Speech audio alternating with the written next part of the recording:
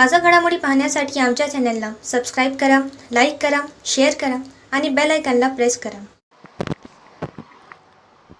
A7 न्यूजमध्ये आपले स्वागत.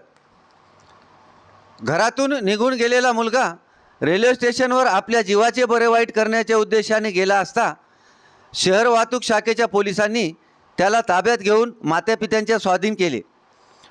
अधिक माहिती मिळालेली अशी.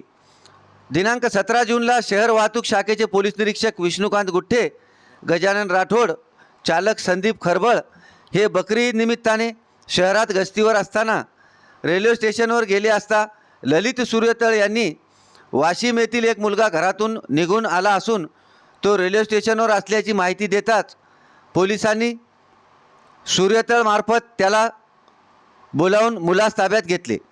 यावरील त्याचे नाव गाव विचारले असता कुणाल उर्फ आकाश पंढरी शिंदे राहणार उमराळा जिल्हा वाशिम असे सांगितले. त्यानंतर त्याच्या आईवडिलाला बोलावल्यावर पंढरी शिंदे व गंगाबाई शिंदे यांच्या स्वाधीन करण्यात आले. हा मुलगा एकुलता एक असून 5 दिवसापूर्वी घरातून गेल्याचे त्यांनी सांगितले. ही कामगिरी जिल्हा पोलीस अधीक्षक जी श्रीधर, अप्पर पोलीस अधीक्षक अर्चना पाटील यांच्या मार्गदर्शनाखाली पोलीस निरीक्षक विष्णुकांत गुट्टे, गजानन राठोड, संदीप खरबळ यांनी केली आहे. A7 न्यूजसाठी अनिस अहमद, हिंगोली.